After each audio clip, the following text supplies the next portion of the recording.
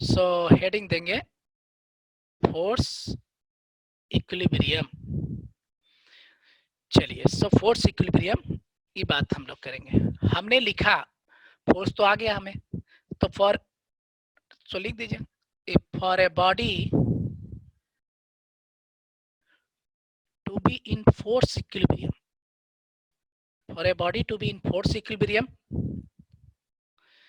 Mathematical लिखूंगा, force equilibrium, net force आपका body पे क्या होना चाहिए, जीरो होना चाहिए।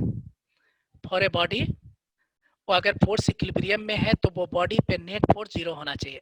और हमें पता है एफ है जो जीरो तो किया, लेकिन हमें ये भी सीख चुके हैं if force equal to M A होता है। अगर इधर वेक्टर है तो ये जीरो नहीं है बल्कि जीरो वेक्टर है, नल वेक्टर है, ऐसा आप लिख सकते हैं। या कभी जीरो रह गया हो तो भी आप चलता है, उसको मिस्टेक नहीं मानते।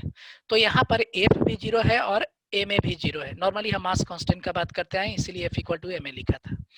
तो हमें ये इक्वेशन अभी मिला, तो हम क्या करेंगे, दो पार्ट में। पहला तो हम लोग फोर्स को जीरो करके आगे बढ़ेंगे, ठीक है। फोर्स को जीरो, फोर्स जीरो, किसी भी बॉडी पे net force zero. Net force को हम ऐसा लिख सकते हैं, एफ एक्स आई। एफ एक्स मतलब समेशन, एफ एक्स का मतलब होता है net force in X direction, नहीं तो सिर्फ आप एफ एक्स आई भी लिख सकते हैं वेक्टोरियल फॉर्म में, समेशन एफ वाई जे और समेशन आपका एफ जेड के, बढ़िया से समझेंगे, equal to zero vector. Zero vector का मतलब होता है zero I plus zero J plus zero K, zero I plus zero J plus zero K, ठीक है। Zero I plus zero J plus zero K. So vector जो है, जो अपने आप में वो तीन तीन इक्वेशन को लपेटे रहता है, ठीक है। जैसे कैसे आप मान लिया तीन आपका फोल्डर है और तीनों फोल्डर को पकड़ करके आप एक जिप फाइल बना देते होंगे, उसी तरह से वेक्टर है जो तीन तीन आपका इक्वेशन को आई जे के फॉर्म में तीन तीन इक्वेशन को वो क्या किए हुए रहता है, लपेटे हुए रहता है। जैसे ही हम लोग इक्वेटिंग कोफिशिएंट आई जे के करते हैं, हमें तीन इक्वेशन दिखा जाता है। उसी तरह से आपका क्या बोलते हैं उसको मैट नहीं नहीं नहीं कॉम्प्लेक्स नंबर। कॉम्प्लेक्स नंबर भी क्या होता है, दो दो इक्वेशन को एक साथ जिप फाइल बनाए हुए रहता है, जिसमें आप रियल पार्ट इमेजिनरी पार्ट को इक्वेट करते हैं तो दो इक्वेशन देता है, तो वो दो दो इक्वेशन को लपेटे रहता है। तो ये सब मेथड है जो आपका क्या करता है, बहुत सारा इक्वेशन को लपेट करके सिंक किए हुए रहता है, जिप फाइल में एक सिंगल फोल्डर जैसा दिखाए हुए रहता है, जिससे हमारा क्या होता है, वेक्टर फॉर्म में चीजें लिखना आसान होता है, छोटा कम लिखना पड़ता है, लेकिन समझना टफ होता है। हमें सिर्फ वेक्टर में आता क्या है, डॉट प्रोडक्ट, क्रॉस प्रोडक्ट, इससे आगे हमें कुछ नहीं आता है, जिसके वजह से हम लोग कॉलेज में भी अगर कोई वेक्टर फॉर्म में आपका डेरिवेशन करता है टीचर, तो बहुत छोटा होता है और हम बहुत खुश होते हैं। रीजन ये होता है कि हमें रात भर पढ़ करके दूसरे दिन देना होता है, तो लंबा रटने से अच्छा छोटा रटने को मिल जाए। लेकिन समझने की बात हो, क्लास में पढ़ाया जाए, जिस समय समझाया जाए, तो आपको समझ कुछ नहीं आता। टीचर बोला ये डॉट प्रोडक्ट ये ऐसे लिखते हैं, आप हाँ में हाँ मिला करके निकल लेते हैं, हाँ हाँ डॉट प्रोडक्ट हमने अच्छा जवाब दिया, नहीं, आपको कुछ समझ नहीं आया। आप वेक्टर का एक डेरिवेशन आप खुद से नहीं कर सकते। और इवन ये भी होता है, जो टीचर वेक्टर का में आपको करता है डेरिवेशन, हम बता दें ये आपको 90% 95% जो टीचर होता है, हम सबकी बात तो बिल्कुल नहीं कर सकते, 95% टीचर ऐसा होता है जो आपके जैसा ही रट के आता है और वेक्टोरियल डेरिवेशन करता है, ठीक है। उसको खुद मालूम नहीं होता है, ये मान के रहिए, ठीक है। 5% ही लोग ऐसा होता है जो रियल में वेक्टर एनालिसिस उसको आता है, सिर्फ 5%, पूरे ऑल ओवर इंडिया में 5% हाईली क्वालिफाइड लोगों में, हाईली क्वालिफाइड डिग्री वालों में, मैं ये बोलना चाहूंगा, ये नहीं कि मतलब पूरा पॉपुलेशन की बात करूं मैं, 5% कहाँ से होगा, 0.05 नहीं आप ले सकते। भाई तो वो अलग बात है। सो आप चीजों को समझें, और जब वेक्टर आएंगे तो आप देखना कैसे वेक्टर चीजें निकलता है। भाई दबे अभी हमारा जितना काम है उतना लेके निकले। सो हम लोग करेंगे equating coefficient of I J and K both sides, ठीक है। अभी लिख रहे हैं, बाद में हम लैंग्वेज बोलेंगे, आप ये लिखेंगे, ठीक है। एक एक बार कम से कम लिखना जरूरी होता है। तो हम क्या लिखेंगे, इस summation F X zero, summation F Y zero और समेशन एफ जेड जीरो। इसका मतलब एक बॉडी को फोर्स इक्विलिब्रियम में होने के लिए, एक फोर्स इक्विलिब्रियम में होने के लिए बॉडी को क्या होना चाहिए, तीनों इक्वेशन को सेटिस्फाई करना चाहिए। नेट फोर्स हॉरिजॉन्टल में भी जीरो हो, वर्टिकल में भी जीरो हो और जेड डायरेक्शन में भी जीरो हो। तो हम एक तरह से देख रहे हैं ये 3D एक्स वाई जेड तीनों है। 3D को हम लोग स्पेस बोलते हैं। और आपने देखा 3D में अगर एक बॉडी को रखा जाए, मान लिया these are the axes X Y और इधर जेड है, और मान लिया ये बॉडी है, ठीक है। इस बॉडी पे अगर हम जो भी फोर्सेस लगा रहे हैं उसका जब हमने वेक्टोरियल कैलकुलेशन किया, वो जो कंपोनेंट तोड़ करके लिखते थे ना, हाँ, इस बॉडी पे आपका net force in X direction क्या होना चाहिए, जब हम सॉल्व करेंगे फ्री बॉडी में नेट फोर्स तो जीरो होना चाहिए। उसी तरह से वाई डायरेक्शन में क्या होना चाहिए, बॉडी पे आपका नेट फोर्स जीरो होना चाहिए। उसी तरह से आपका जेड डायरेक्शन में बॉडी पे आपका नेट फोर्स जीरो होना चाहिए। ये है हमारा 3D में बॉडी का इक्विलिब्रियम में होने के लिए ऐसा केसेस ऐसा हमें फॉलो करना चाहिए। चलिए, सो इसको नोट मारिए तो जरा।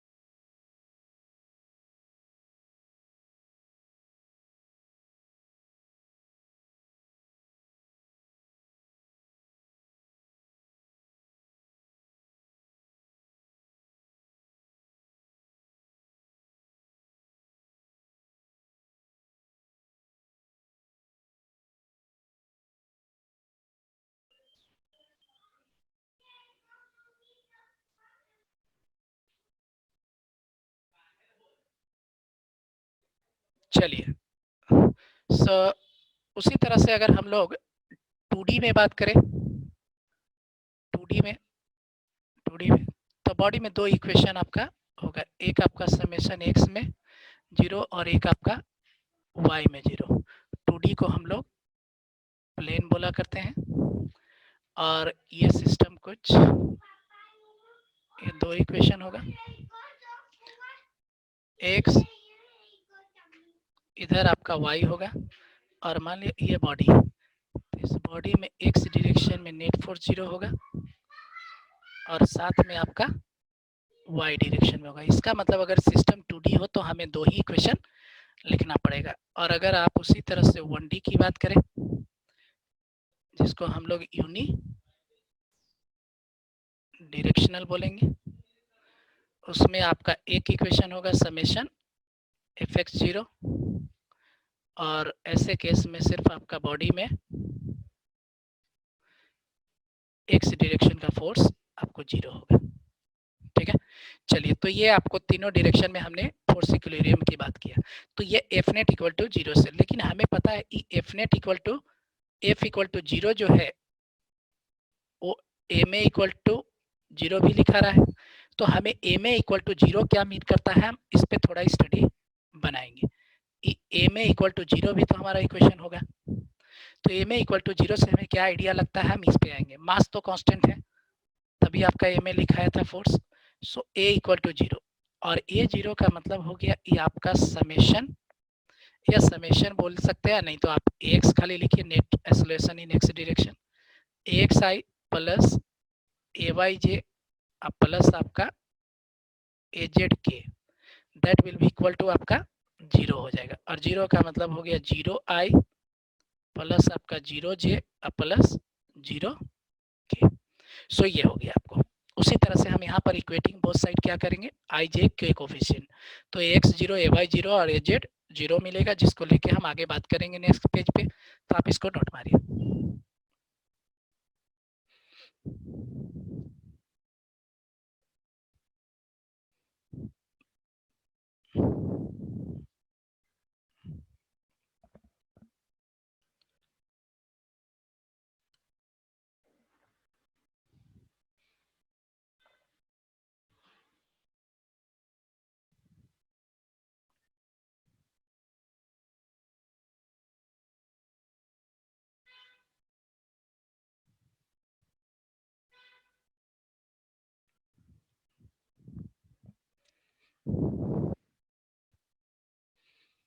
थोड़ा बेसिक से ये सब आपको पकड़े रहना है, ठीक है। जल्दी जल्दी में ना रहे। इस सॉम का हमारा फर्स्ट चैप्टर कब शुरू होगा, नहीं नहीं तो आप 4 साल तैयारी जो है ना करते रह जाओगे। और देख भी रहे हो ना आजकल ये क्या हो रहा है लोगों का। रीजन इतना ही है, ये सब ऊपर ऊपर से खाली रट रहा है, लोग ऊपर ऊपर से रट रहा है, थोड़ा गेट घुमा रहा है गया। और हर साल गेट आपको बता दें कि आप 50 मार्क्स 55-60 मार्क्स से ऊपर उठने के लिए ना आपको एकदम कोर नॉलेज होना पड़ेगा, ठीक है। कोर नॉलेज होना पड़ेगा, तभी आप 60 मार्क्स से ऊपर उठ पाएंगे। नहीं तो जैसे तैसे रट के आप 50-60 मैक्सिमम एकदम हार्डली आप 60 ला पाएंगे।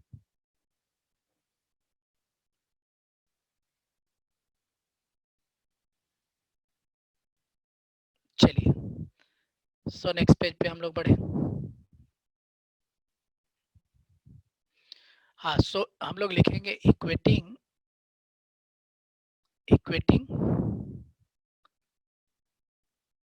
Coefficient of I J and के बोथ साइड्स, ठीक है। तो आप ये देख रहे हैं एक्स आपका 0 है। एक्स 0 का मतलब हो गया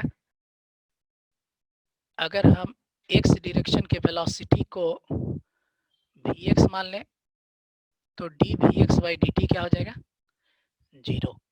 और D V X Y D T 0 का मतलब हो गया ये आपका डी वी एक्स 0।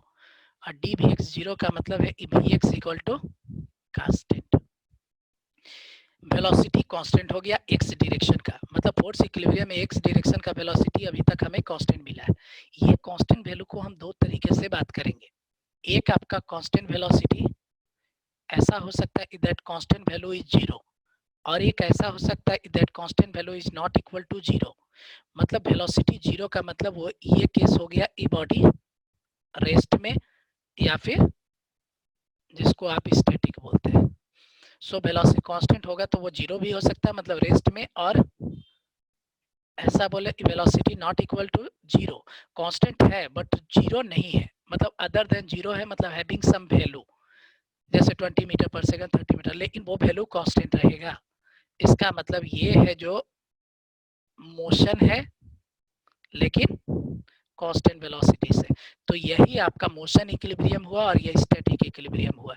तो आप देख रहे हैं ये दोनों के लिए इक्वेशन क्या है, वही है summation F X 0 F Y 0 और एफ जेड 0 करके ही है। लेकिन जब आपका वो फोर्स आपका 0 होगा तो आपका देख रहे हैं ये आपका वेलोसिटी क्या होगा कांस्टेंट होगा, और वो रेस्ट में हो सकता है या फिर मोशन में हो सकता है विद कांस्टेंट वेलोसिटी। क्लियर है। आप एक तरह से थोड़ा और बात कर ले, उसके बाद हम लोग आ रहे हैं नेक्स्ट आपका a y equal to 0। A y 0 का मतलब है d v y by D t equal to 0। यहाँ से बात करें तो आपका d v y equal to 0, so v y क्या हो जाएगा कांस्टेंट हो जाएगा। फिर से वी वाई कांस्टेंट का मतलब वही होगा वी वाई आपका 0 है, मतलब आपको रेस्ट में है या फिर स्टैटिक है, और दूसरा आपका हो जाएगा V Y not equal to 0, मतलब हैविंग सम वैल्यू, इसका मतलब है ये मोशन आपका होगा लेकिन कांस्टेंट वेलोसिटी से। उसी तरह से अगर हम लोग AZ इक्वल टू 0 की बात करें तो आपका हो जाएगा D VZ by DT equal to 0, और यहाँ से आप लिखेंगे D VZ equal to 0, then आपका VZ विल बी कांस्टेंट, और यहाँ से अगेन आप लिखना चाहेंगे तो VZ इक्वल टू 0 और VZ not equal to 0। So here आपका ये हो जाएगा रेस्ट, जिसको आप स्टैटिक बोलेंगे, और ये हो जाएगा आपका यूनिफॉर्म।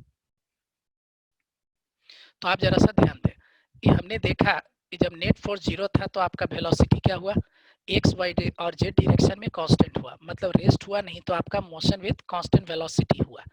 तो आप न्यूटन का फर्स्ट लॉ में आप जाके देखिए क्या लिखा था, ये बॉडी अगर रेस्ट में है तो वो रेस्ट में ही रहेगा, और मोशन में है कांस्टेंट वेलोसिटी से तो कांस्टेंट वेलोसिटी से रहेगा, जब तक कि कुछ उस पर एक्सटर्नल फोर्स ना लगाया जाए। तो आप देखिए इस बॉडी पे नेट हम लोग फोर्स क्या देखे हैं, 0 देखे हैं, तो वेलोसिटी क्या है, कांस्टेंट है या फिर मूविंग विथ कांस्टेंट वेलोसिटी है। मतलब इस एक्सप्रेशन से हम न्यूटन के फर्स्ट लॉ स्टेटमेंट को भी क्या कर रहे हैं, शो कर रहे हैं।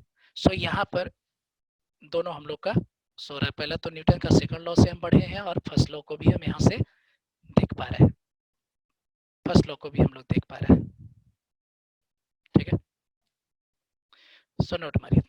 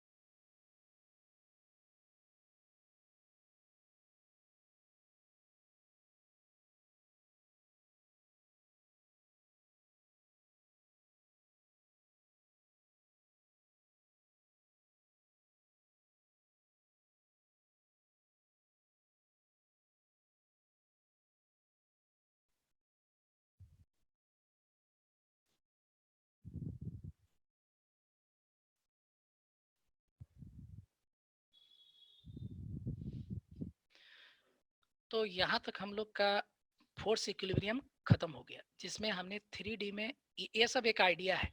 इक्वेशन आपका जो पहले लिखा फोर्स का समेशन Fx0 Fy0 Fz0, वो हमारा इक्वेशन, ये तो आइडिया है।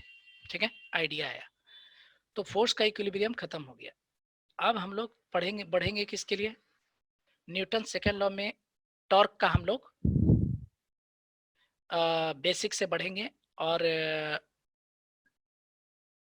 टॉर्क थोड़ा लंबा चलता है। टॉर्क में हम लोग को इसी पॉइंट के बाद टॉर्क निकालना भी सीखना पड़ता है। फोर्स में हमें कुछ ऐसा नहीं है, सिंपल आपका एक्स और वाई में कंपोनेंट तोड़ते हुए आप निकालते चले जाते होंगे, लेकिन टॉर्क में हमें थोड़ा कैलकुलेशन सीखना होगा। सो हम टॉर्क बेसिक से चलेंगे, न्यूटन सेकंड लॉ से, टॉर्क का डिफिनीशन से, उसके बाद वहां से बढ़ते हुए हम लोग टॉर्क इक्विलिब्रियम फिनिश करेंगे, तब जाके हमारा इक्विलिब्रियम बेसिक फिनिश होगा। उसके बाद हम लोग टॉर्क का अलग से प्रॉब्लम देखेंगे, देन हम लोग जाके प्रॉब्लम पे स्टार्ट होंगे। सो अभी आपको न्यूटन सेकंड लॉ में रहते हुए हम लोग टॉर्क देखने जा रहे हैं। ठीक है, सो अगला हेडिंग आप देंगे, टॉर्क लिख के डैश देंगे।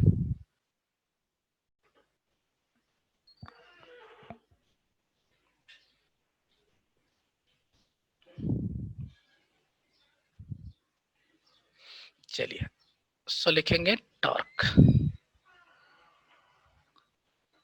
टॉर्क को हमने मोमेंट भी बोला और हमने कपल भी बोला, अभी फिलहाल हमने यही बोला है, कपल भी बोला। टॉर्क को हम लोग टी एम या सी सबसे दिखा सकते हैं। अब जरा सा आएंगे, टॉर्क में क्या बोला, टॉर्क का डिफिनीशन जो है, जैसे आपका फोर्स का definition rate of change of momentum था, उसी तरह से ये है rate of change of angular momentum. ये हम एंगुलर में सिर्फ मोमेंटम नहीं लिखते, एंगुलर मेंशन करना जरूरी होता है। Rate of change of angular momentum को हम लोग क्या बोलते हैं? टॉर्क बोलते हैं, rate of change of angular momentum. तो मोमेंटम तक जाने से पहले हम लोग बेसिक से चलेंगे। हमने बोला इस टॉर्क का यूज किया जाता है बॉडी को रोटेट कराने के लिए, टॉर्क का यूज करते हैं बॉडी को रोटेट कराने के लिए। तो टॉर्क का एनालिसिस के लिए फिर से हम लोग बेसिक पे आएंगे।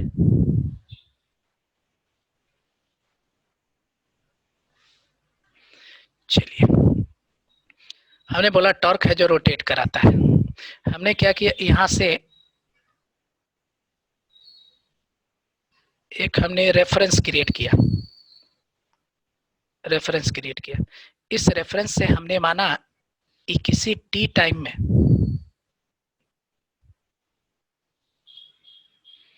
मान लिया कि किसी टी टाइम में बॉडी जो है, जो भी रेडियस का रहा है, किसी टी आर रेडियस का दिखा दिया, इसी टी टाइम में इस रेफरेंस से बॉडी जो है अंडर टॉर्क।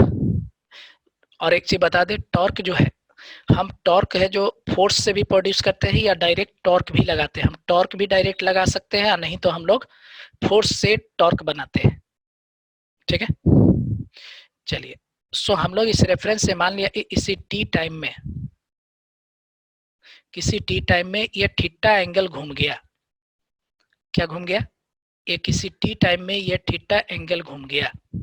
ठीक है, और फिर अगला आपका इस रेफरेंस है, और फिर अगला मान लिया ई, सब एक ही जैसा आपको दिखाई देगा अगर आप बढ़िया से रिलेट करेंगे तो। और फिर अगला मान लिया ई आपका, मान लिया मास का बॉडी है। फिर अगला मान लिया ये आपको t plus d t time में, t plus d t time में इसका जो डिस्प्लेसमेंट हो गया वो थीटा प्लस डी थीटा हो गया। तो बताइए ये एंगल कितना हुआ? D theta. ठीक है, तो बताइए थीटा का चेंज, डी थीटा का चेंज कितने टाइम में हुआ? डी टी टाइम में, एकदम पहले वाला एक्स प्लस डी एक्स जो करके दिखाया था। तो थीटा जो हुआ, थीटा जो हुआ वो है आपका एंगुलर डिस्प्लेसमेंट। और ये थीटा, अगर हम लोग यूनिट की बात करें, और दूसरा होगा डायमेंशन।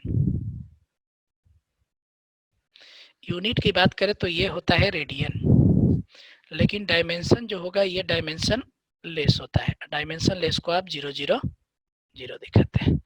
दूसरा है डी थीटा का चेंज डी टी टाइम में हुआ है, तो ये पर यूनिट जो आपका चेंज होता है उसी का नाम क्या है?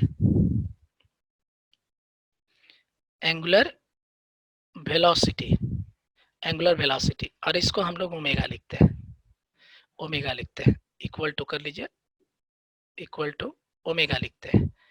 और इसका जो आपका यूनिट होगा वो आपका होगा रेडियन पर सेकेंड, और डायमेंशन हो जाएगा ml, टी में टी हो जाएगा -1, और रेडियन कोई डायमेंशन नहीं होता, 0 0। उसी तरह से आप ये सोचे इसी टी टाइम में यहाँ पे थीटा रहा है, और मान लिया उस समय एंगुलर वेलोसिटी जो है ओमेगा रहा है, तो बताइए T plus d t time में कितना हो जाएगा? Omega plus D omega. तो डी ओमेगा जो चेंज है वो डी टी टाइम में हो रहा है, और इसी this D omega by D T का ही नाम क्या है? अल्फा, और that is called angular acceleration, angular acceleration. और इसका यूनिट जो हो जाएगा वो हो जाएगा रेडियन पर सेकंड स्क्वायर, और ये डायमेंशन अगर हम लोग बात करें तो कुछ ऐसा हो जाएगा। ठीक है, तो ये आपका एंगुलर वेलोसिटी हुआ। अब जहां तक बात है, यहाँ भी थीटा, हाँ यहाँ देखें एंगुलर डिस्प्लेसमेंट, यहाँ पे डी टी स्केलर क्वांटिटी है, थीटा डिस्प्लेसमेंट, एंगुलर डिस्प्लेसमेंट जो है वेक्टर है। तो जो ओमेगा का डायरेक्शन होगा वही थीटा का होगा, उसी तरह से जो ओमेगा का होगा वही अल्फा का होगा। सो थीटा, ओमेगा और अल्फा, ये तीनों का डायरेक्शन क्या होगा? एक ही डायरेक्शन में होगा, जैसे डिस्प्लेसमेंट, वेलोसिटी और एक्सेलरेशन का होता था लीनियर में। तो यहाँ तक क्लियर है, यहाँ तक हम लोग पहुंच चुके हैं। उसके बाद बात है ये आपका जो टॉर्क का डेफिनेशन है वो rate of change of angular momentum है। तो हम जरा सा एंगुलर मोमेंटम को लाए। सो जो एंगुलर मोमेंटम होता है, एंगुलर मोमेंटम, उसको अगर हम लोग एल से दिखाए तो ये लिखाता है मास इनटू आर क्रॉस भी, आर क्रॉस भी। ये जो एल लिखाता है मास इनटू एल क्रॉस भी, क्रॉस प्रोडक्ट। ठीक है, तो थोड़ा बहुत हम लोग बढ़ेंगे क्रॉस प्रोडक्ट लेते हुए, बाकी वेक्टर में बात करेंगे। सो टॉर्क हमने जो लिखा, torque equal to rate of change of angular momentum. So ये rate of change of angular momentum जो होता है वो आपका टॉर्क होता है।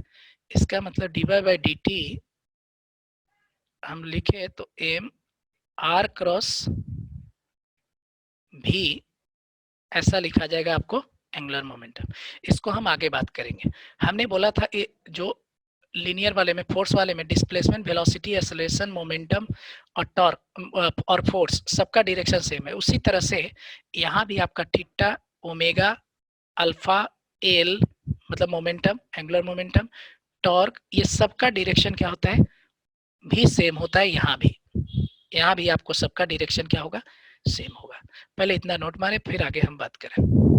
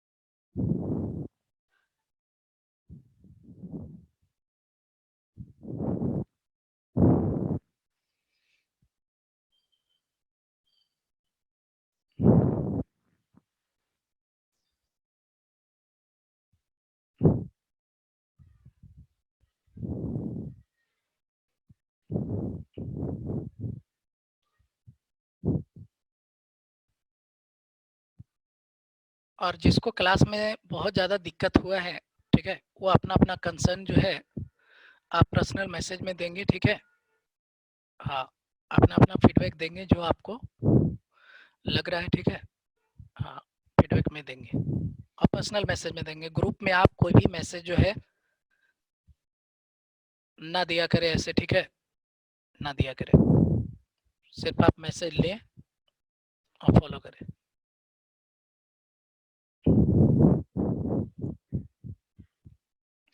चलिए, तो आप देख रहे हैं ये जो एंगुलर मोमेंटम है उसमें मास है, हमने मास दिखा है, ये आर है, आर भी दिखा है, लेकिन इसमें हमें अभी तक भी दिखाई नहीं दे रहा है, भी दिखाई नहीं दे रहा है। तो हम भी दिखा सकते हैं और नहीं तो हम भी को क्रॉस कर सकते हैं। इसका मीनिंग क्या है, इसका मीनिंग ये है कि अगर हम लोग को टॉर्क तक जाना है तो हम लोग एंगुलर मोमेंटम को यहाँ पर छेड़छाड़ ना करने से भी हमारा काम होगा, नहीं तो करेंगे तो फिर 2 बार करना पड़ेगा, तो एक आइडिया बाद में ऐसे भी लग जाएगा। इसलिए हम भी को अभी छेड़छाड़ नहीं करेंगे। ठीक है, ये भी इसका वेलोसिटी होगा, कोई जरूरी नहीं ये टेंजेंशियल होगा, ये इधर भी हो सकता है और उसका कंपोनेंट वगैरह सब होता है, तो हम टॉर्क में वो बात कर लेंगे। ठीक है, तो वेलोसिटी अगर आप दिखाना चाहे तो दिखा ही दो, तोड़ेंगे नहीं, खाली ऐसे करके दिखा दो। मान लीजिए ये वेलोसिटी भी है, वही आर क्रॉस भी लिखा है, ये बॉडी है जो भी वेलोसिटी से ऐसे जा रहा है। तो बोलेंगे, सोचेंगे ये वेलोसिटी का कंपोनेंट ऐसे होगा, ऐसे होगा, तो सर ये तो इसको आगे भगा लेगा, इधर भगा लेगा, तो वो नहीं सोचना है। आप समझिए किसी इंस्टेंट में इस पोजीशन पे है, ठीक है, इधर भागने की बात नहीं है। और ऐसे भी आप सोच के रहिए ना, मान लीजिए रस्सी से हमने बांध दिया है, तो रस्सी क्या कर लेगा, इसको ओवरकम कर लेगा। तो उतना अभी माथा मारने की जरूरत नहीं, वो टाइम के साथ आपको आ जाएगा। जितना बता रहे उतने सोचिए। अभी आप वेरिएशन मत बनाना, वेरिएशन मतलब थोड़ा और मैच्योर होने दो चीज़ों को, हो जाओ उसके बाद मतलब वेरिएशन मतलब सोचना। अभी वेरिएशन डालोगे तो मतलब आधा अधूरा नॉलेज में गड़बड़ हो जाएगा आपका। आप चीज़ों को खाली सीखिए, इसके रिगार्डिंग बीच में कोई दिक्कत हो तब बोलिए। वेरिएशन के लिए थोड़ा अभी जैसे ईएम का कुछ और बेसिक पढ़ जाओगे, तब वेरिएशन आप सोचोगे तो सही डायरेक्शन में सोचाएगा। नहीं तो टेक्निकल का क्वेश्चन भी डायरेक्शनल सोचना आसान नहीं होता। चलिए आगे बढ़ेगा मैं। चलिए सो हमने टॉर्क इक्वल टू लिखा rate of change of angular momentum. हमने फार्मूला एम आर क्रॉस भी लिखा है, आर क्रॉस भी लिखा है। अब जरा सा आएंगे, ये जो ये फार्मूला लिखा, तो हमने देखा ये फोर्स वाले में मास क्या था, नॉर्मली कांस्टेंट था। तो अब उतना हम लोग तोड़ेंगे नहीं, यहीं से हटा लेंगे डायरेक्ट करके, डीएम बाई डी टी वो सब नहीं करेंगे। तो मास अगर हमारा कांस्टेंट है, ठीक है, इफ मास इज कांस्टेंट, तो बताइए एक्सप्रेशन कैसा हो जाएगा। एम बाहर फेंक सकते हैं डिफरेंशिएशन से, और ये हो जाएगा आपका आर क्रॉस भी। और आप देख रहे हैं रेडियस भी हमारा सर्कुलर मोशन में अगर एक फिक्स रेडियस पे घूम रहा है, तो आपका आर भी कांस्टेंट है। तो आर कांस्टेंट है तो ये दोनों इंटीग्रेशन में रहने की जरूरत नहीं है। और आप स्मूथली कुछ मत कीजिए, जैसे आर है आर क्रॉस ही रहने देना है, ठीक है, लेकिन आप भी के साथ इसको एसोसिएट कर दीजिए, ठीक है, क्रॉस को बर्बाद ना करें, ऐसे एसोसिएट कर दीजिए दिस। क्लियर है। तो बताइए, ये अगर हमने मास कांस्टेंट रेडियस कांस्टेंट दो लिया, पहले फोर्स वाले में मास कांस्टेंट पे बात किया था, यहाँ रेडियस भी हम लोग फिक्स रेडियस पे बात कर रहे हैं। तो दिस टॉर्क बिकम क्या हो जाएगा, एम आर क्रॉस ए। और अगर मास स्केलर क्वांटिटी है तो आप किसी के साथ एसोसिएट कर सकते हैं। तो हमने एम इंटू ए टाइप का कर दिया, और एम जब कांस्टेंट रखते हैं तो एम ए क्या होता है, फोर्स। इसका मतलब R cross F is, R cross F is आपका हो गया टॉर्क, जो कि काफी यूजफुल फार्मूला है। तो टॉर्क का फार्मूला आप देखते रहिए। एक फार्मूला टॉर्क का हमने लिखा rate of change of angular momentum, ध्यान में रखेंगे, कहीं ना कहीं फिर बाद में लाएंगे हम। Torque equal to R cross F दूसरा फार्मूला लिखा। So formula number B, formula number A. ये तो हमारा डायरेक्ट डिफिनीशन से है, और ये है जो सम सब्सटीट्यूशन से है। क्लियर है। तो T equal to R cross F है, आर क्रॉस एफ है। अब इसको हम दिखाना चाहेंगे, मान लिया ये बॉडी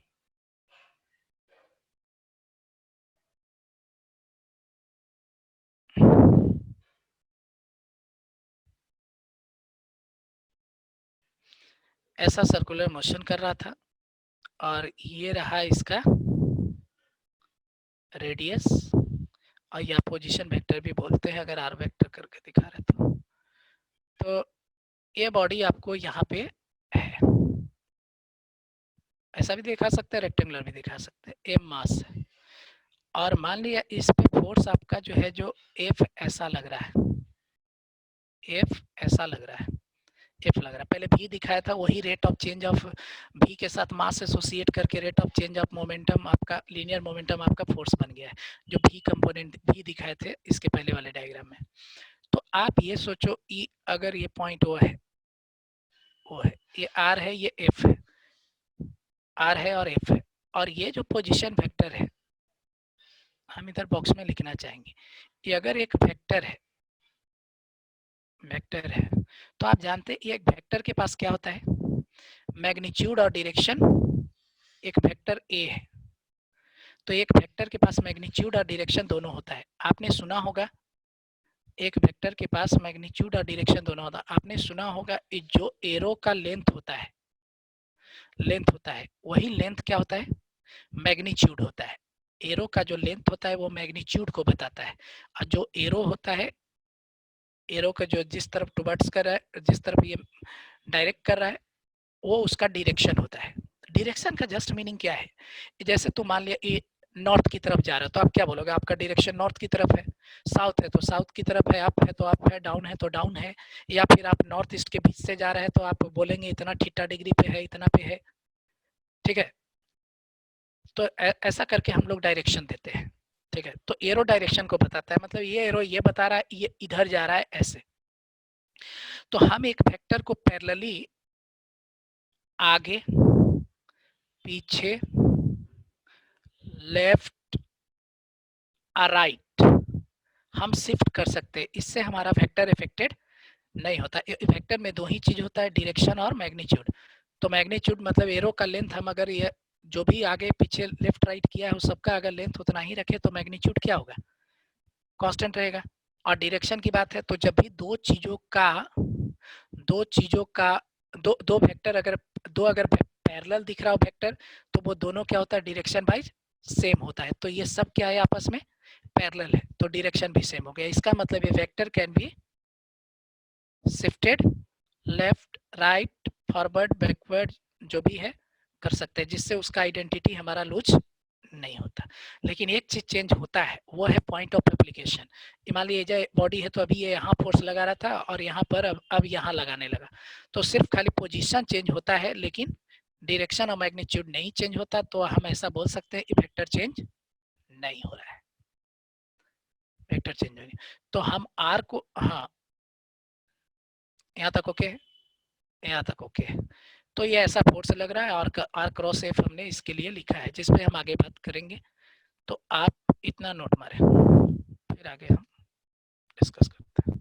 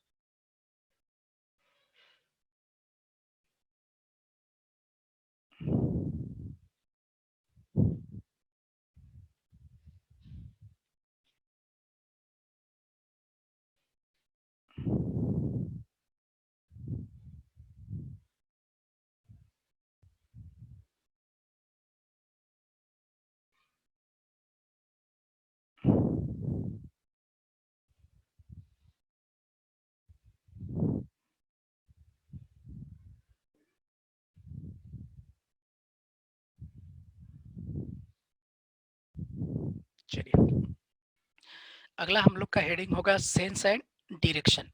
ठीक है, सेंस एंड डायरेक्शन। हमने जैसे फोर्स में डिस्प्लेसमेंट, वेलोसिटी, एक्सेलरेशन सबका डायरेक्शन का बात किया था, यहाँ पर हम लोग भी बात करेंगे।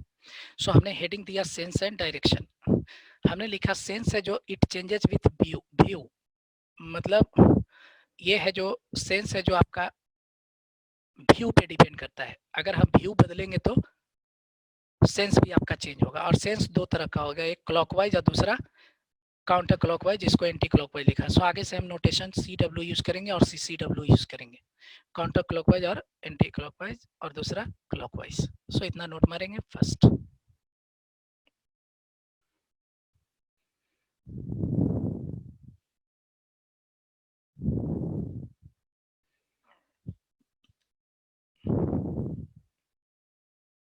सो 10 मिनट और क्लास चलेगा आपका, 10 मिनट और चलेगा।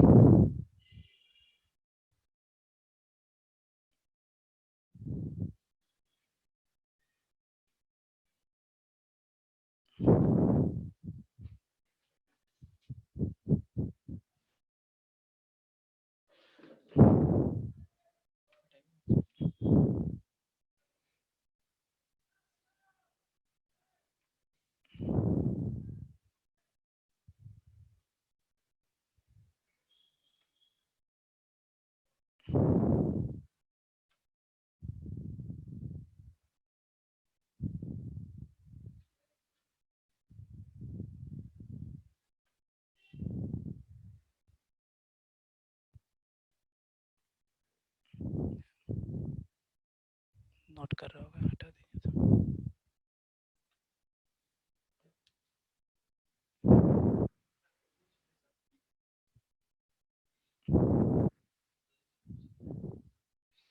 अभी ठीक है यहाँ तक।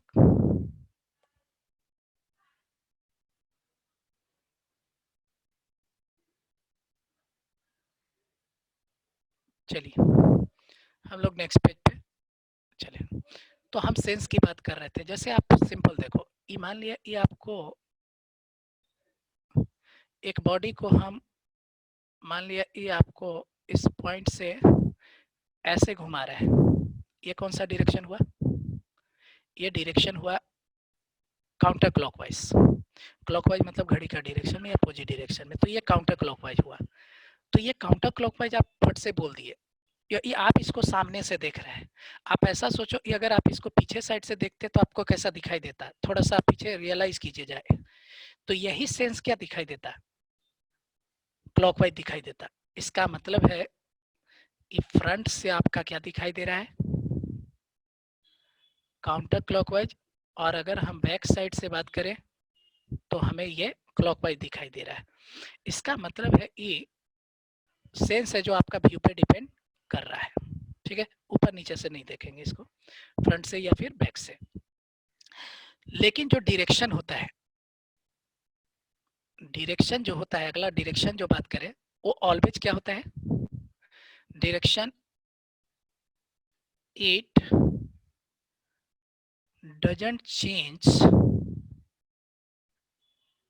With Vue. समझेंगे जरा सा, ये व्यू पे चेंज, व्यूज पे डिपेंड नहीं करेगा, ये व्यू के साथ चेंज नहीं करेगा। आप आगे से देखेंगे तो भी एक डायरेक्शन दिखाई देगा और पीछे से भी देखेंगे तो भी एक डायरेक्शन दिखाई दे, सेम डायरेक्शन दिखाई देगा। ठीक है, अगर हम थोड़ा देर के लिए मान लें, समझने के लिए ऐसा ही किया जाता है कि अगर हम ऐसा मान लें कि हाँ, पहली बात है इसका डायरेक्शन हम देखते कैसे हैं। सेंस तो हमें पहले से आता है, क्लॉकवाइज एंटी क्लॉकवाइज घड़ी के हिसाब से देख लेते हैं, बट डायरेक्शन हम देखते कैसे हैं? ये घड़ी से देखते हैं और ये डायरेक्शन देखते कैसे? तो ये डायरेक्शन जो हम लोग निकालते हैं बाय थंब रूल, आपने सुना होगा, लेकिन हम थंब रूल की बात नहीं करेंगे। हम लोग बात करेंगे राइट हैंड स्क्रू रूल, या सिंपल स्क्रू रूल लिखिए, स्क्रू रूल। स्क्रू का मतलब है, स्क्रू का मतलब है नट बोल्ट जिसमें थ्रेडिंग हो। So nut bolt system, nut bolt system हम ऐसा देखेंगे। नट बोल्ट सिस्टम हमने क्लियर लिखते जा रहे हैं। तो हमें राइट हैंड स्क्रू रूल से देखना है। तो इसके लिए आप करेंगे बेसिकली क्या? इसके लिए आपको करना ये है कि पहला तो हम आपको मान लिया कि हम ये एक्स वाई प्लेन ले रहे हैं। ठीक है, एक्स वाई प्लेन है और ये बोर्ड पे परपेंडिकुलर क्या है? जेड डायरेक्शन हमने दिखाया है। यहाँ तक ओके होना चाहिए। परपेंडिकुलर हमने जेड दिखाया है, मतलब एक्स वाई प्लेन पे परपेंडिकुलर आपकी तरफ जेड दिखाया है। यहाँ तक ओके। तो इसके पीछे क्या रहा होगा? निगेटिव जेड, एक्स का अपोजिट निगेटिव एक्स, वाई के अपोजिट निगेटिव वाई। ठीक है, निगेटिव वाई। तो अगर हम लोग अगर ऐसा दिखाए, रुक जाओ थोड़ा, अगर हम लोग एक डायग्राम ऐसा दिखाए, ठीक है, ऐसा दिखाए, और अगर हम इसको एंटी क्लॉकवाइज दिखा दिया, तो हम लोग राइट हैंड स्क्रू रूल कैसे लगाएंगे? आप ऐसा करो कि बोर्ड पे आप एक नट बोल्ट सिस्टम कंसीडर करो। जैसे मान लिया कि आपके पास एक बोल्ट है पहला, तो बोल्ट का नीचे एक बोल्ट का एक हेड होगा। उस हेड को हमने क्या कर दिया? ध्यान से सुनते जाएंगे। नट अ बोल्ट, बोल्ट वाला जो पार्ट होता है वो बड़ा वाला पार्ट होता है, और नट जो आप टाइट करते हैं। सो बोल्ट बड़ा बड़ा पार्ट है, बोल्ट का एक हेड होगा। उस हेड को हमने क्या कर दिया? हेड का जो प्लेन है उसको हमने इस स्क्रीन पे रख दिया, और जो बाकी हाँ स्क्रीन पे रख दिया। तो बोल्ट का जो पार्ट है वो क्या हो जाएगा? आपकी तरफ होगा। हेड आपने यहाँ पे रख दिया, आपकी तरफ हो गया। और हम उसमें नट को लेकर के क्या करना शुरू किए? उसमें नट को लेकर के घुमाना शुरू किए, घुमाना शुरू किए। मतलब आप समझ लीजिए उसमें नट लगा हुआ है ऊपर एक एंड पे, ऊपर वाले एंड पे लगा हुआ है, हेड वाला एंड नीचे रखा हुआ है बोर्ड पे, ऐसा समझिए स्क्रीन पे रखा हुआ है। अगर आप नट को क्लॉकवाइज या एंटी क्लॉकवाइज घुमाएं, अगर क्लॉकवाइज आप घुमाते हैं तो कैसा जाएगा? अगर आप नट को क्लॉकवाइज घुमाते हैं, क्लॉकवाइज का मतलब कुछ ऐसा, ये नट ऐसा क्लॉकवाइज नहीं, ऐसा ऐसा क्लॉकवाइज घुमा रहा है, तो आप देखेंगे इन नट क्या हो रहा है, बोल्ट के अंदर आपको मूव कर रहा है, मतलब टाइट होने के लिए जा रहा है, अंदर जा रहा है। तो ये अंदर जाने का मतलब हो गया वो जेड के अपोजिट जाना, दैट इज डायरेक्शन क्या हो जाएगा, माइनस के। और अगर वो बोल्ट को आप क्लॉकवाइज घुमाए तो ऐसा देखेंगे कि बाहर की तरफ आ रहा है, दैट इज आपका डायरेक्शन प्लस के। क्लियर है? प्लस के होगा अगर हम 2D में बात करें तो। एक्स वाई प्लेन पे बोल्ट का आपका हेड आपका रखा हुआ था, ऊपर हमने ऐसे ऐसे घुमाया, ये डायरेक्शन हमें दिखाई दिया, मतलब अंदर बाहर जो जा रहा है उसी से हम डायरेक्शन डालेंगे, तो आइदर के प्लस के नहीं तो माइनस के होगा। कभी कभी क्या होता है कि हमें ये समझ नहीं आता, इन नट जो हमने घुमाया वो अंदर जा रहा है या बाहर जा रहा है। तो देखिए ये इशू नहीं है, क्योंकि हम रात दिन क्या करते हैं, हमेशा हम लोग एवरीडे 10-50 बार कम से कम नट को घुमाते हैं। ठीक है? कहिए कैसे? पहले आपके पास पेन हुआ करता था, पेन के ढक्कन टाइट करने वाला होता था, आजकल नहीं है, चलिए खत्म हो गई बात। फिर भी अंदर खोलेंगे तो आपको थ्रेड होता है, आप उसको खोल कस करते हैं, तो उससे भी आप प्रैक्टिस करते रहते हैं। बात होगा ये रोज तो पेन खोलते नहीं रहता है लोग, गोली मारिए। आपके घर में पानी का टैप होगा, हर कोई छूता है रोज, तो पानी का टैप को आप अगर घुमाएं तो आप देखेंगे ये आपका उसमें भी थ्रेडिंग सिस्टम होता है, उसमें भी आप क्या करते रहते हैं, घुमाते ही रहते हैं। अब कहेंगे अब हमारे पास फैंसी एकदम होटल टाइप का है तो अलग बात है, ठीक है, लेकिन इतना रहता है कि हम लोग बहुत सारा काम जो है जो नट बोल्ट टाइप का किए होते हैं, तो एक आइडिया रहता है। अगर आप धोखा से क्लॉकवाइज एंटी क्लॉकवाइज में नहीं समझ पा रहे हैं, टाइट हो रहा है या खुल रहा है, तो आप तुरंत उल्टा करके देख ले, तो ये दोनों में से कोई ना कोई एक फीलिंग आपको पकड़ में तुरंत आ ही जाएगा, क्योंकि हम अपने लाइफ में बहुत बार कर चुके होते हैं, इसलिए हमें ब्रेक नहीं लगता है, आ ही जाएगा। जैसे ही ना पता चले दूसरा घुमा के देखिए, फील हो जाएगा ये खुल रहा है या टाइट हो रहा है। तो ऐसे करके आप देखा करेंगे। हमने बोला आगे से रट जाना भी है, ये क्लॉकवाइज है जो क्या है, क्लॉकवाइज है जो प्लस माइनस के है, और काउंटर क्लॉकवाइज प्लस के, मतलब एक पॉजिटिव है एक नेगेटिव है, और काउंटर जो है वही पॉजिटिव है, और क्लॉकवाइज जिसको हम पॉजिटिव फील करते हैं वही नेगेटिव है। ऐसे करके आप इसको रट सकते हैं। अब बात था कि हमने बोला ये व्यू पे डिपेंड नहीं करता। व्यू पे डिपेंड ना करने का मीनिंग ये है कि आप एक ही सिस्टम में देखिए, जैसे ये क्लॉकवाइज है, यहाँ फिगर में देखिए क्लॉकवाइज है, इसी को पीछे से देखेंगे तो क्या दिखाई देगा, पीछे साइड से देखेंगे तो आप आपको एंटी क्लॉकवाइज दिखाई देगा। तो आप पीछे रह के भी अगर नट को घुमाएंगे तो यही डायरेक्शन आएगा, इसका मतलब बैक साइड से देखिए फ्रंट साइड से देखिए माइनस के आएगा। उसी तरह से इसमें भी क्या है, सामने से काउंटर क्लॉकवाइज है प्लस के आएगा, पीछे से जाके देखेंगे तो क्लॉकवाइज होगा, और पीछे जाके अगर नट को अगर ऐसे घुमाएंगे बोल्ट के ऊपर तो वो प्लस के ही बनाएगा इस एक्सिस सिस्टम के लिए, इसीलिए आपका डायरेक्शन बदलेगा नहीं। और एक चीज और बता दें, जब भी आपका रोटेशन टाइप का चीजों का डेरिवेशन होता है, ऐसे बहुत कम मिलता है, गायरोस्कोप पढ़ेंगे तो उसमें मिलेगा आपको, तो हम लोग डेरिवेशन हमेशा डायरेक्शन में किया करते हैं, सेंस में नहीं, clockwise anti clockwise. So normally रफली हम लोग सेंस को भी डायरेक्शन बोल जाते हैं, clockwise direction anti clockwise direction, लेकिन एक्चुअल में अगर हम बात करेंगे तो डायरेक्शन अलग होता है, सेंस अलग होता है।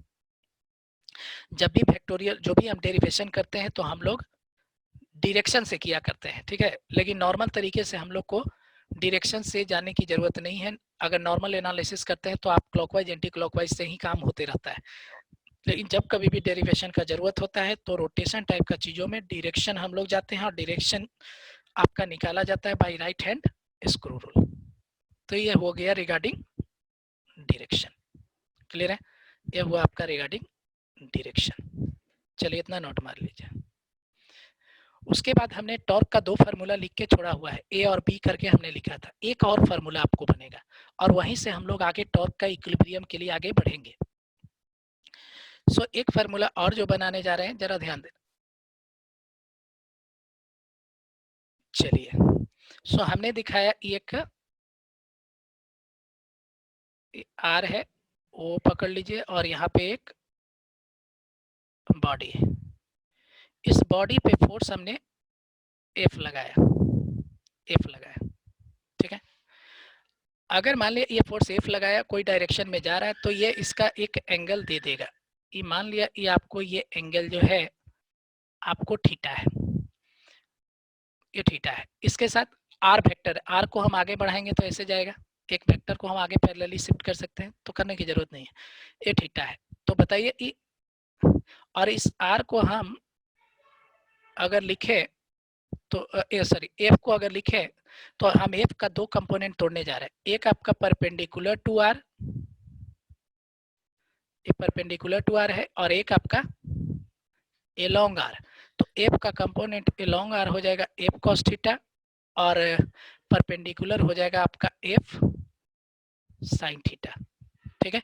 हमें एफ साइन थीटा से थोड़ा मतलब है, इसलिए हमने इसका नाम एफ नोट डाल दिया है, ठीक है, एफ नोट डाल दिया है, एफ नोट डाल दिया है।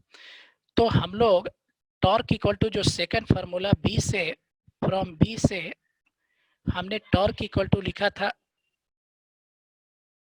Torque equal to R cross F, ठीक है। तो अगर हम मैग्नीट्यूड फॉर्म में लिखे, डायरेक्शन तो हम बाद में बात कर लेंगे, अगर मैग्नीट्यूड फॉर्म में लिखे, आप चाहे तो यहाँ लिख दीजिए इन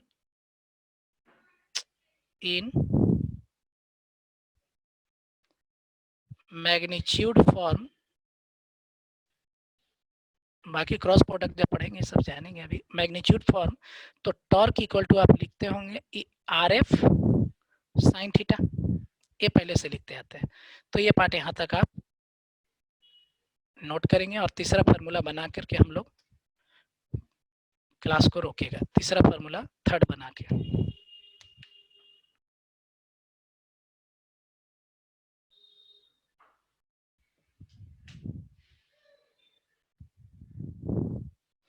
T equal to R cross F and in magnitude form T equal to RF sin theta.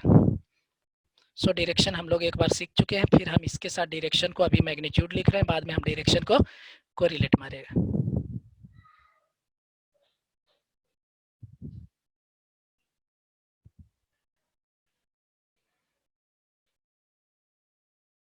चलिए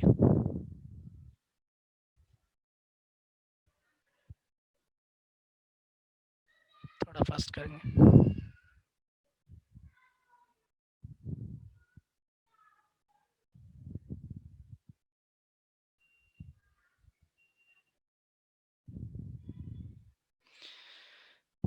चलिए सो हमने T इक्वल टू लिखा आर एफ साइन थीटा, और आप डायग्राम में देखिए ई एफ साइन थीटा को हमने क्या लिखा है, आर एफ साइन थीटा को एफ नॉट लिखा है। सो T इक्वल टू हो गया आपका एफ नॉट, और आप देख रहे हैं ई एफ नॉट आपका आर पे क्या है, परपेंडिकुलर है, ये भी आप ध्यान रखें। E F naught is here, F naught is perpendicular to R, diagram में आपको दिखाया हुआ ई एफ नॉट है जो परपेंडिकुलर टू आर है, क्लियर है। तो फोर्स इंटू परपेंडिकुलर हो गया एक तरह से, torque equal to R cross F है। सो ये जो एफ आपका हमने ऐसा लगाया है, ध्यान देंगे, ये जो हमने एफ लगाया है एफ नॉट, हम इस एफ नॉट पे आ रहे हैं, ठीक है। एफ नॉट का रोल होता है जो हम बात करेंगे आगे, ये आर पे आपका परपेंडिकुलर है, इतना दिखाई दे रहा है, और ये टेंजेंशियल है, इसका इस पॉइंट पे टेंजेंशियल है। सो जो ये एफ नॉट है वो होता है आपका इस डायरेक्शन का जो वेलोसिटी होगा, ठीक है, जो बाद में हम सब वेलोसिटी एक्सेलरेशन सब सीखेंगे, सेंटीमीटर ये सब सीखेंगे। अभी आप ये समझिए इस डायरेक्शन का वेलोसिटी जो होता है उसका ये लिखाता है D M D V by D T, यही एफ नॉट होगा जो इस डायरेक्शन का होगा। टेंजेंशियल एक्सेलरेशन जिसको एम ए टी भी लिखा जाता है, लेकिन हम D V by D T अभी लिख रहे हैं, जो टेंजेंशियल ऐसा कुछ करके हमने एक्सेलरेशन डिफाइन नहीं किया है, वो सब बाद में सर्कुलर मोशन में आएगा। सो हम एफ जो लगाए थे उसका टेंजेंशियल जो कंपोनेंट है उसको उठा करके एफ नोट किया और दिस लिखा, तो M D V by D T. तो बताइए दिस टॉर्क का जो फार्मूला हमने लिखा है वो आर इंटू एफ नॉट, ठीक है, उसको हम लोग ये मैग्नीट्यूड लिख देना, एफ नॉट इस एफ नोट को हम क्या लिख सकते हैं, R M D V by D T, और हम R M D V by D T को ए लिखेंगे, ठीक है, ए लिखेंगे। और साथ में हम लोग यहाँ पर एक फार्मूला नोट करेंगे जो आप पहले से भी पढ़ते आते हैं, जिसको हम लोग प्रूफ करेंगे ईएम में बाद में, या तुरंत हो भी सकता है लेकिन अभी उतना समझ आएगा नहीं, उस समय अच्छे से आएगा। सो रिलेशन बिटवीन, बॉक्स में इसको लिख सकता है, relation between linear velocity and angular velocity करके ऐसा पढ़ा करते होंगे, जो v इक्वल टू लिखाता है ओमेगा आर, और इसी को डिफ्रेंशिएट करते हैं तो d v by D t a equal to लिखाता है अल्फा आर। ये दो रिलेशन आप पहले से सुनते होंगे, यही हम यूज करने जा रहे हैं, बाद में इसका डेरिवेशन भी दिखाई देगा सब चीज। सो यहाँ पर अगर हम ए लिखे, ये टेंजेंशियल एक्सेशन हो जाता है इस डायरेक्शन का, मतलब मैग्नीट्यूड चेंज की वजह से, जो बाद में सेंटीमीटर ये सब सीखेंगे। तो अभी आप खाली डायग्राम पे फोकस रखें और क्या लिख रहे हैं वो ध्यान दें। आर एम, और ए को लिखेंगे कितना, अल्फा आर, तो बताइए कितना बन गया, एम आर स्क्वायर अल्फा, और यही एम आर स्क्वायर को हम लोग क्या नाम देते हैं, आई। सो टॉर्क इक्वल टू लिखा गया आई अल्फा, अगर वेक्टोरियल में भी वापस जाना चाहे तो जा सकते हैं। So torque equal to I alpha, और यही थर्ड आपका फार्मूला है, ये रिलेशन साइड से यूज किया है, आई अल्फा।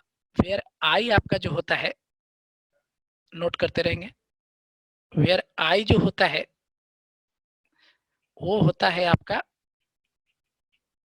मास मोमेंट। क्या होता है, मास मोमेंट, मास मोमेंट बोलते हैं। और इसको आप एम के स्क्वायर भी लिखते हैं, और अगर M R square M K square को इक्वेट करेंगे तो के क्या होगा, आर होगा, स्क्वायर है, और इस के का नाम होता है radius of gyration, radius of gyration होगा, ठीक है। तो ये I M are square, M K square तो के फॉर्म में बाद में हम लोग कॉन्डेंस करते हैं इसलिए लिखा हुआ है, so main M are square. So torque equal to आपका आई अल्फा हुआ, और ये सी। देखिए अल्फा का जो डायरेक्शन होगा वही आपका टॉर्क का होगा, और alpha omega theta angular momentum सबका डायरेक्शन हमने सेम बोला है, तो इतना नोट मारेंगे। यहाँ से हमने पढ़ा here F naught perpendicular to R है, टॉर्क आर एफ लिखा है, एफ नॉट को हमने यहाँ दिखा दिया डायग्राम में, ये M into D V by D T में जो एम है मास इसका हो गया, और भी है जो इसी डायरेक्शन का वेलोसिटी की बात होता है, इधर का डायरेक्शन में जो वेलोसिटी देते हैं उसका नहीं। और नहीं तो आप ऐसा कर सकते हैं, आप अगर इसको भी नोट कर दें तो भी नोट कर दीजिए, अगर पहले ऐसे भी दिखाया था ना तो भी का कंपोनेंट जैसा, तो आप भी नोट करके भी लिख सकते हैं, नहीं तो भी रहने दीजिए, उससे कोई प्रॉब्लम नहीं है, समझ आना चाहिए।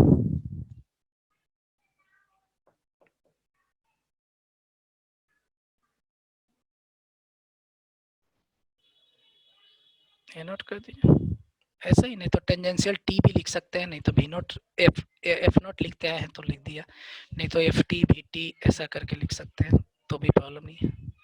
मेन डायग्राम पे फोकस रखिए, कुछ नहीं, डायग्राम में जो दिखा है वही है।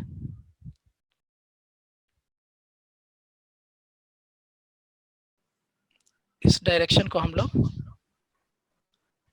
रेडियल डायरेक्शन बोलते हैं, और इस डायरेक्शन को हम लोग टेंजेंशियल डायरेक्शन बोलेंगे, लिख लिया कीजिए, टेंजेंशियल डायरेक्शन बोलेंगे।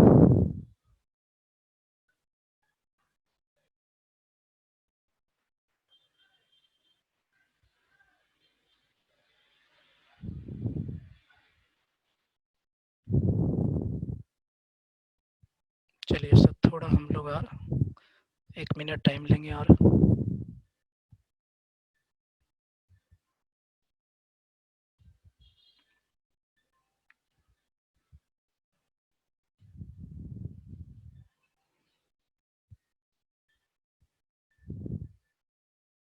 चलिए। सो हमने लिखा torque equal to I alpha हो गया, ठीक है। और वेयर आई इक्वल टू हमने लिखा M are square that is M K square, ऐसा हमने आपको दिखाया। देखिए हम लोग जो स्टडी कर रहे हैं वो किसका कर रहे थे, पहले रुक जाएंगे, पहले हम लोग बॉडी बात करेंगे। ये बॉडी दो तरह का होगा, एक आपका पॉइंट बॉडी, ठीक है, और दूसरा होगा पॉइंट बॉडी को हम लोग नो डायमेंशन बॉडी भी बोलते हैं या नॉन डायमेंशन बॉडी भी बोल सकते हैं। सो नो डायमेंशन हम लिख रहे हैं सिर्फ।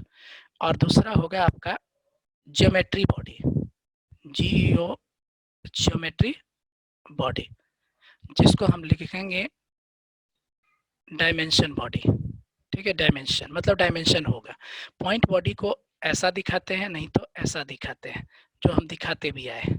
ज्योमेट्री बॉडी का मतलब हो गया जिसमें डायमेंशन हो, और ये तीन तरह का होता है। एक आपका लीनियर ज्योमेट्री, दूसरा होगा सरफेशियल ज्योमेट्री, और तीसरा होगा आपका volumetric geometry, volumetric. Linear geometry का मतलब हो गया, एग्जांपल आप ऐसा दे सकते हैं, इरोड रिंग, जिसमें एक ही लेंथ आपका, किसी बॉडी का मैक्सिमम 3 डायमेंशन होता है, ठीक है।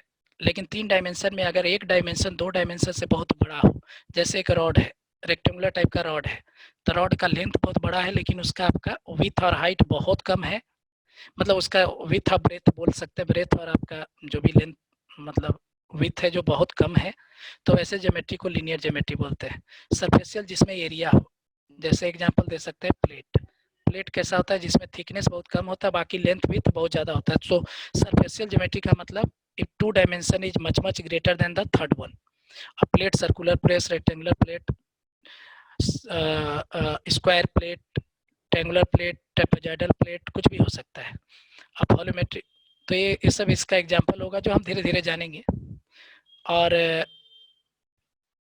वॉल्यूमेट्री का मतलब हुआ आपका वॉल्यूम टाइप का, जिसमें ऑल डायमेंशन कंसीडरेबल हो। हमने बोला किसी बॉडी का 3 डायमेंशन होता है, लीनियर ज्योमेट्री में 1 dimension is much greater than other 2, सरफेशियल में 2 dimension is much greater than third one, और वॉल्यूमेट्रिक में ऑल डायमेंशंस आर कंसीडरेबल। जैसे आप सिलेंडर ले लो, सिलेंडर हो गया, स्फीयर हो गया, ठीक है, क्यूबॉइड हो गया, क्यूब हो गया, है ना, क्यूबॉइड हो गया, क्यूब हो गया, कोन हो गया, कोन हो गया, लाइक दैट। तो इसमें ऑल डायमेंशन कंसीडरेबल होता है। तो आप इन शॉर्ट लिख दीजिए, पॉइंट बॉडी नो डायमेंशन, ऐसा करके दिखा दीजिए। ज्योमेट्री बॉडी में डायमेंशन होगा, डायमेंशन तरह का बॉडी 3 टाइप का होता है।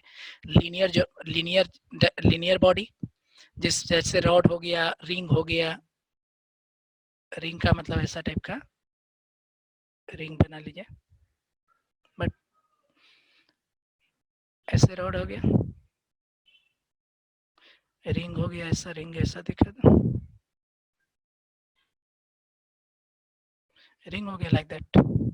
सरफेशियल प्लेट हो गया, circular plate, rectangular plate, circular plate, rectangular plate, जो भी प्लेट है, तो सब आगे जब हम पढ़ेंगे तो सब तरह का ये एग्जांपल वहाँ पे आएगा ही आएगा।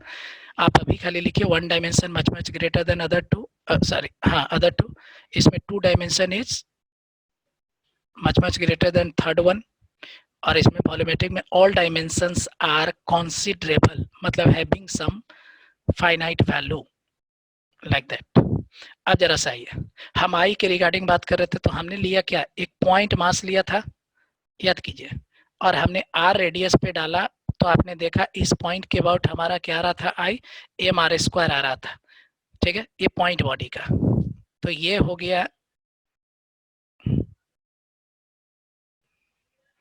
ठीक है, ये हो गया पॉइंट बॉडी, ठीक है, और I equal to m are square, खत्म हो गया पॉइंट बॉडी। अब रहा हमारा ज्योमेट्री बॉडी, इसका डायग्राम इधर दिखा सकते हैं, ज्योमेट्री बॉडी। तो ज्योमेट्री बॉडी को अभी अलग नहीं करेंगे, अभी हम लोग मान लेंगे यही ज्योमेट्री बॉडी है, ये लिनियर भी हो सकता है, सरफेशियल वॉल्यूमेट्रिक बनाने के ऊपर है। इसका मास मान लिया ये आपका एम है, और मान लिया इस बॉडी का इस पॉइंट के अबाउट ओ के अबाउट मोमेंट लिखना है, मास मोमेंट लिखना है तो ये मोमेंट हम लोग ऐसा बनाते हैं, ये हम जानते हैं एक बॉडी जो है, बड़ा बॉडी जो है ज्योमेट्री बॉडी है, छोटा छोटा बॉडी को जोड़ करके हम लोग बड़ा बॉडी बना सकते हैं। मतलब पॉइंट मास को जोड़ करके बड़ा बना सकते हैं। इसका मतलब पॉइंट मास का कॉन्सेप्ट को हम यूज करेंगे यहाँ पे। तो देखिए अगर ये बड़ा बॉडी है, अगर ये छोटा बॉडी है तो इसका यह स्मॉल मास एम के अंदर का each and every point almost O से क्या है, आर डिस्टेंस पर ही है। मतलब ऐसा समझ लो ये वर्ड है जो स्काई में आपको फ्लाई कर रहा है, और मान लिया अर्थ के सरफेस से कोई उसका डिस्टेंस पूछे तो आप क्या बोलोगे? ऐसा तो नहीं बोलेंगे ये आप उसका नाक का डिस्टेंस कर रहे हैं, ये कान का डिस्टेंस कर रहे हैं, ये हेड का डिस्टेंस कर रहे हैं, नहीं। वो ऑब्जेक्ट क्या है, वो आपका बॉडी क्या है, बहुत छोटा है, जिसके वजह से ऑलमोस्ट डिस्टेंस ग्राउंड से क्या होगा, उसका बॉडी का ईच एंड एवरी पार्ट का सेम होगा। So that will act like a point mass. लेकिन ऐसा हो, मान लिया ये आपको एक बड़ा सा ट्रक आपके सामने ही हो, ठीक है, और उससे थोड़ा डिस्टेंस पर ही आप हैं, और आपसे ट्रक का डिस्टेंस पूछा जा रहा है, तो उसके बॉडी पार्ट का, हर बॉडी पार्ट का क्या होगा, डिस्टेंस आपसे अलग अलग होगा। सो आप एक सिंगल आप डायमेंशन से उस पूरे बॉडी को आप डिफाइन नहीं कर सकते। और आपको ये भी नहीं बोलना है सर मैं सीजी का डिस्टेंस बता दूंगा, ऐसा हमने आपको बोला नहीं है अभी तक, ठीक है। सो अभी आप सीजी नाम का चीज को आने मत दें, ठीक है। तो अलग अलग होगा, तो हम क्या करते हैं, ये अलग अलग होगा तो हम ऐसा तो बना नहीं सकते, तो हमने इसमें एक छोटा सा एलिमेंट ऐसा ले लिया, डीएम। डीएम लिखने का मतलब बहुत छोटा ऑटोमेटिक हो जाता है एम के कंपैरिजन में, तो ये बहुत छोटा है, तो इसके ईच एंड एवरी पॉइंट यहाँ से क्या होगा, ऑलमोस्ट सेम डिस्टेंस पे होगा, और मान लिया ये आर है, ठीक है। तो हम इस पॉइंट मास को समझेंगे, इसके अबाउट का मोमेंट लिख रहे हैं तो क्या हो जाएगा, DM into R square is point mass का। लेकिन ये कंटिन्यूअस बॉडी है और भी इधर भी मास है, तो पूरे का यहाँ पे आई निकालने के लिए हम क्या कर देते हैं, इंटीग्रेशन यूज कर देते हैं। इंटीग्रेशन मीन करता है समेशन को, मतलब हम इंटीग्रेशन लगा देने से बॉडी का हर एक पार्ट का यहाँ पर का आई आ गया, ठीक है, आई आ गया। तो पहले जो हमने डीएम इंटू आर स्क्वायर लिखा, वो डीएम इंटू आर स्क्वायर किसका था, सिर्फ इस डीएम मास का, इसीलिए एलिमेंटल छोटा था, तो इसीलिए इसका आई भी डी आई आया। तो अगर हम दोनों साइड इंटीग्रेशन ले लें तो this D I will become I, so I will be हम लोग का क्या हो जाएगा, DM into R square. Clear है? तो ये फार्मूला बन गया ज्योमेट्री बॉडी का, और इसी फार्मूला का यूज करते हुए हम लोग क्या करते हैं, हम लोग ज्योमेट्री बॉडी का, रॉड का, रिंग का, डिस्क का, सबका हम लोग क्या करते हैं, आई निकाल करके हम उसका क्या कर लेते हैं, हम उसका इन्वेंट्री बना, स्टोरेज बना लेते हैं, और जब जरूरत पड़ता है हम लोग यूज करते हैं। तो ये आई का एप्लीकेशन भी बहुत जगह होगा। सो एप्लीकेशन ऑफ आई हम दिखाना चाहेंगे, और ये लिख के डैश दे दीजिए। हम नेक्स्ट क्लास में आई का एप्लीकेशन बात करेंगे, और फिर इस टॉर्क से टॉर्क इक्विलिब्रियम बात करेंगे, और आगे बढ़ते जाएगा। सो आप थोड़ा रिवीजन करके टाइट आएंगे, ठीक है। चलिए सही पे रोकेगा। किसी का अगर पर्सनल इशू हो रहा है तो आप कॉल करके बोल सकते हैं, नहीं तो थोड़ा टाइम देंगे तो हम इंडिविजुअल से हम लोग बात कर सकेंगे, थोड़ा सा फास्ट आप लोग अपना रिप्लाई देंगे। चलिए